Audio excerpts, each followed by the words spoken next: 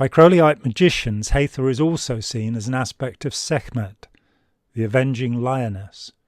One authority on ritual magic has revealed the identity of Hathor as the destroyer of man. Like the Roman god Janus or Dianus, Hathor is two-faced.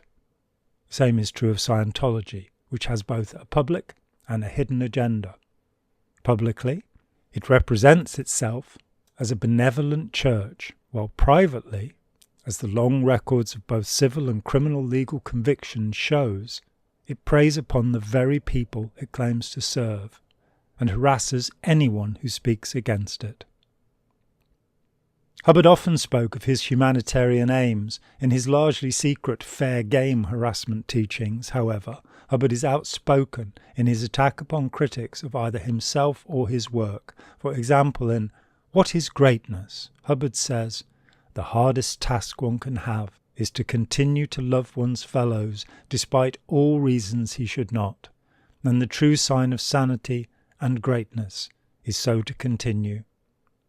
Just days before this broadly distributed public statement, in a top-secret directive to his harassment department, Hubbard had said, "Don't ever submit tamely to an investigation of us. Make it rough on the attackers all the way." In one statement of the fair game law, Hubbard said that opponents could be lied to, tricked, sued, or destroyed without punishment by Scientology. Of practitioners unlicensed by him, Hubbard said, "Harass these persons in any possible way."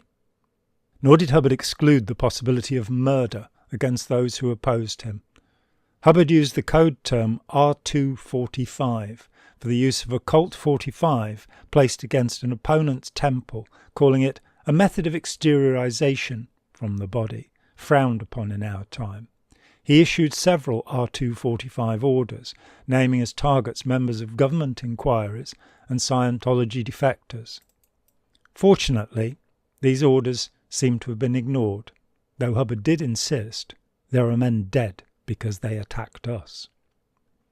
The in-your-face harassment of critics may explain the dearth of academic research into Scientology, apart from a few freelancers paid or duped to defend it, while ignoring the testimony of the thousands harmed by the organisation. Only a few brave scholars have risked exploring Scientology honestly. Hubbard's use of contradiction to captivate and redirect his followers deserves a separate examination beyond the remit of this book, but it has its roots in his study of magic. Everything is the opposite of what it seems, as we have seen with Hathor and Janus or Dianus. Scientology takes its adherents through the looking glass. Alice Through the Looking Glass is found in every Scientology course room. While Hubbard was supposedly researching his Dianetics in the late 1940s, he was in fact engaging in magical rituals and immersing himself in the practice of hypnosis, both on himself and many others.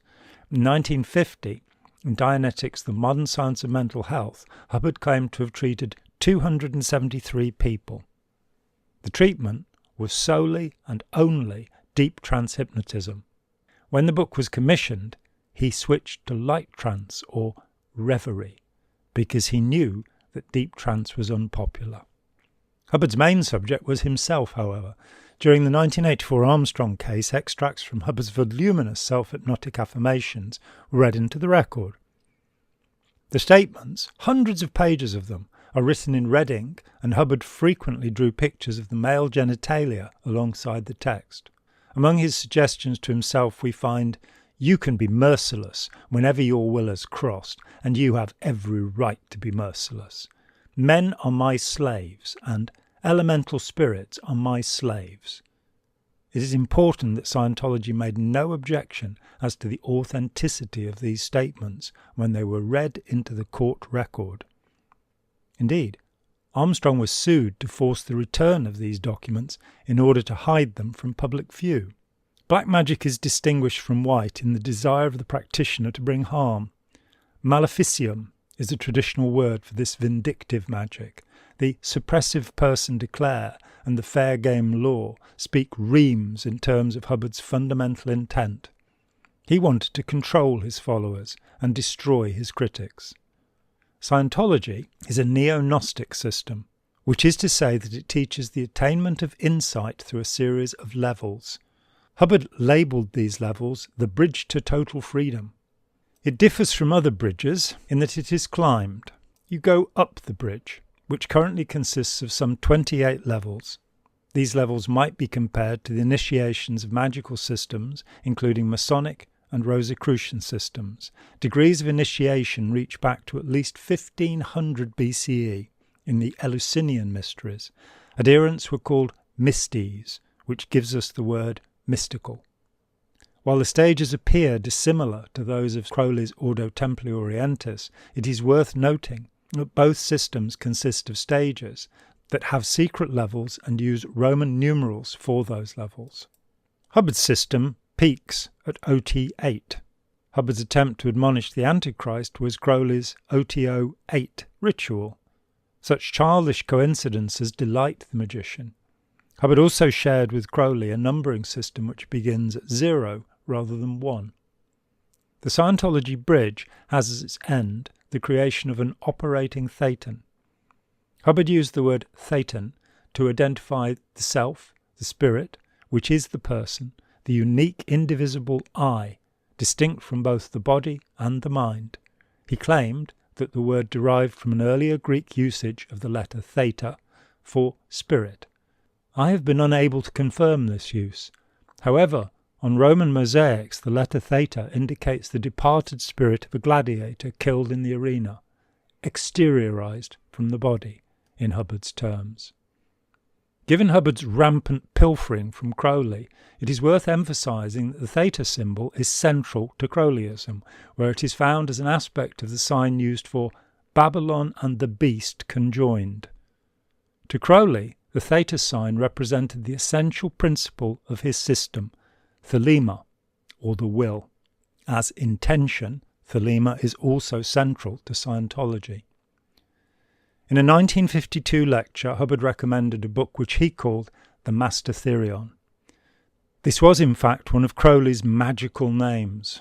I am advised by an officer of one of the Ordo Templi Orientis groups that the reference is most likely to Crowley's magnum opus, Magic in Theory and Practice.